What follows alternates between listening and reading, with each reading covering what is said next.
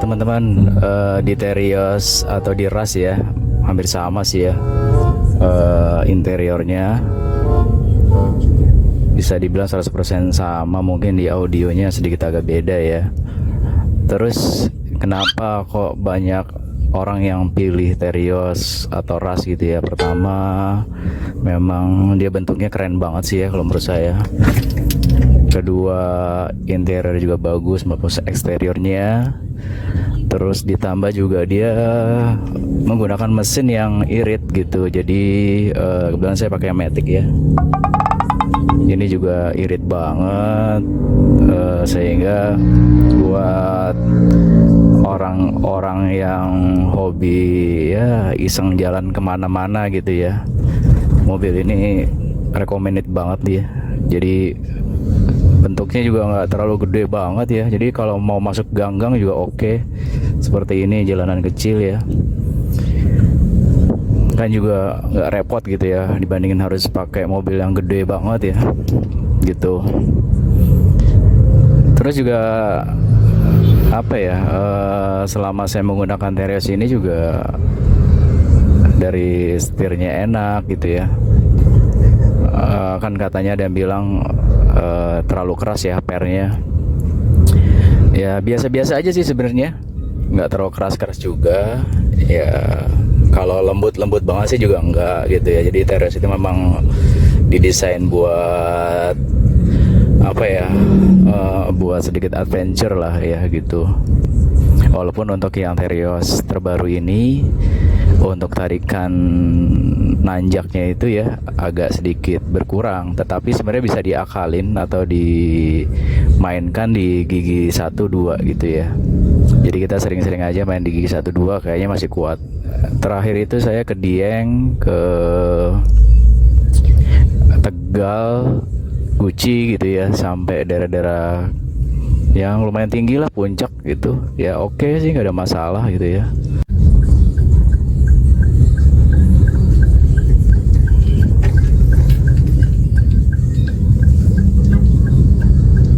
Wah, tadi udah lampu merah ya, agak silau jadi nggak terlalu kelihatan.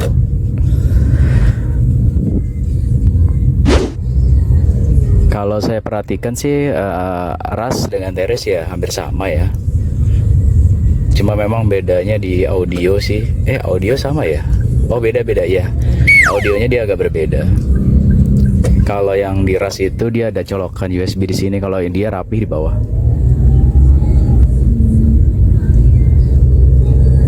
Sangat rapi ya kalau yang Terios. Ini untuk yang Terios R automatic ya. Kalau untuk yang di atasnya dia ada kamera 365-nya, kalau ini nggak ada. Tapi perbedaannya harganya lumayan, hampir 20 juta dengan yang R ini. Jadi saya pilih yang ini. Bannya juga udah pakai yang ban pelek Titon ya. Jadi bukan yang black, jadi dia udah pakai Titon.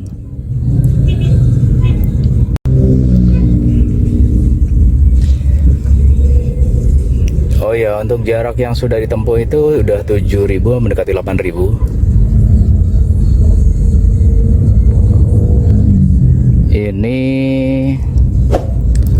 udah keliling Jawa Tengah ya, dari Jakarta, Tegal, Semarang, Jogja. Ya alhamdulillah sih selama perjalanan kemarin keliling-keliling Jawa Tengah gitu tidak ada hambatan. Bersyukur banget ya, dilindungi oleh Allah Subhanahu wa Ta'ala. Selama perjalanan lancar banget. Dan ya biasa ya, namanya perjalanan luar kota ya, karena mobilnya ini warnanya hitam, lumayan sih blopot gitu, apalagi musim hujan kemarin ya. Tapi overall ya tidak ada kendala, dan mesinnya juga oke gitu ya, karena saya berlima ya, satu keluarga berlima membawa barang-barang yang juga full gitu. Oh ya, untuk kaca film ini udah saya ganti ya. Jadi di video-video saya sudah saya update ya. Jadi pakai bawaan itu udah saya copot yang dari dealer karena panas banget. Nah ini jam 1 siang kebetulan memang udaranya adem nih, jadi ya kelihatannya adem gitu. Ya memang kaca filmnya memang adem sih ya. Ini saya pakai head protection, kelihatan nggak? Nah, pakai head protection, terus kiri kanannya saya pakai 3M Black Beauty atau 3M BB. Kenapa saya tetap beli pakai 3M Black Beauty? Karena memang mobil-mobil saya sebelumnya saya pakai merek itu. Jadi saya waktu kemarin coba head protection ini yang di depan ya. Nah, ini panas nih kebetulan, itu adem dia. Gitu. Jadi kalau saya bandingkan dengan yang 3M Black Beauty yang 40% untuk kaca depan, teman-teman mungkin lebih baik, saran nih, sebagai saran aja sih, bisa pilih untuk pakai head protection, atau kalau bisa sih yang premium ya, mungkin lebih bagus lagi protectionnya. Ini yang biasa aja udah bagus ya. Ini pemakaian memang baru 6 bulan ya. Jadi saya nggak tahu sih, saya belum pernah coba juga pemakaian sampai 5 tahun. Nah, kan nih garansinya juga sampai 5 tahun nih. Gitu. Biasanya kaca film memang akan sedikit berkurang kualitasnya itu pas usia 4 tahun ke atas lah ya. Tetapi dari pengalaman saya menggunakan khususnya yang Black Beauty itu hampir bisa dibilang perubahannya sangat kecil, karena saya udah pakai sendiri selama 5 tahun dan overall oke. Nah, sedangkan untuk head protection belum ya. Jadi rekaman ini juga nanti sebagai bukti atau sebagai evidence gimana sih head protection itu dari beli pertama ini sampai yang di usianya kaca film ini yang 8 bulan. Jadi ini begitu beli mobil baru kemarin saya langsung ganti kaca filmnya, karena seminggu saya pakai, waduh panas banget pakai bawaannya si dealer ya. Mungkin ada juga yang menanyakan kenapa sih pilih Matic ya. Oke, jadi gini, mobil saya sebelumnya juga Terios R Adventure, Terios R doang ya, dan itu udah Matic juga. Jadi dari situ saya udah mulai senang Matic ya.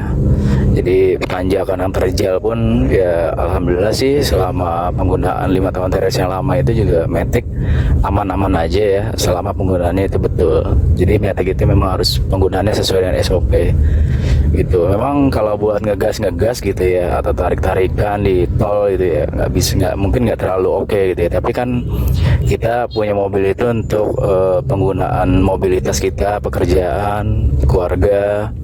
Jadi bukan buat kenceng-kencengan gitu ya. Kita juga cari selamat ya. Matic ini memang lebih bagus sih menurut saya. Jadi kita nggak, kalau keburu-buru pun masih oke gitu ya, pakai gigi 1 atau 2 gitu ya masih oke. Jadi kesimpulan saya, penggunaan Matic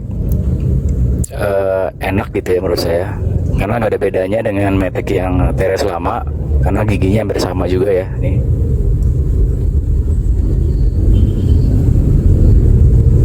Cuma memang untuk tarikannya nggak seagresif yang sebelumnya, tetapi overall oke gitu. Menurut saya sih nggak ada masalah gitu ya, bisa dipahami lah gitu. Jadi ya kalau jalan lurus gini pakai drive ya oke gitu ya, nanjak-nanjak dikit masih kuat lah. Bahkan kalau momentumnya bagus, nanjak yang tinggi pun pakai drive masih oke. Dia otomatis akan pindah ke low secara otomatis. Terus kalau darurat tinggi banget ya kita pakai low. Jadi nggak ada masalah pakai Matic. Yang penting SOP-nya atau standard operation-nya Matic harus betul. Jadi kalau kita mau nyalain mobilnya, kita harus pencet remnya dulu. Oke, ini kayak lama banget yang depan ya. Kita balap dulu nih. Contohnya gini ya. Ini drive, nggak ada masalah nih. Gitu. Saya nggak tahu ya kenapa orang pakai mobil pelan banget gitu ya. Nah, jadi kembali ke Matic ya. Jadi overall untuk penggunaan Matic, yang penting SOP-nya kita benar-benar kita jalanin supaya tidak berbahaya di jalan. Fungsi rem itu juga sangat penting ya. Jadi utamanya adalah kita kalau fungsi keselamatan ya, itu remnya harus bagus gitu ya. Mungkin teman-teman punya komentar mengenai Matic, silahkan aja ditulis di isi komentar ya. Oh iya, mengenai ke apa ya, suara dari luar kedap atau tidaknya mobil ini memang nggak terlalu kedap sih gitu ya. Saya masih bawaannya pabrik, jadi nggak saya ubah-ubah suara motor nih kayak racking gini ya. Nah, suaranya itu masih kedengeran gitu ya, tapi nggak apa-apa sih, nggak terlalu ganggu juga gitu ya. Masih terdengar suara-suara dari luar, khususnya yang cempreng-cempreng kayak racking tadi itu. Untuk AC lumayan ya, jadi ini AC-nya dingin banget sih, jadi saya pakai yang 24 nih. 24 aja udah dingin nih, tengah hari loh gitu ya, sekaligus bisa mengirit bahan bakar sih katanya kalau nggak terlalu ini.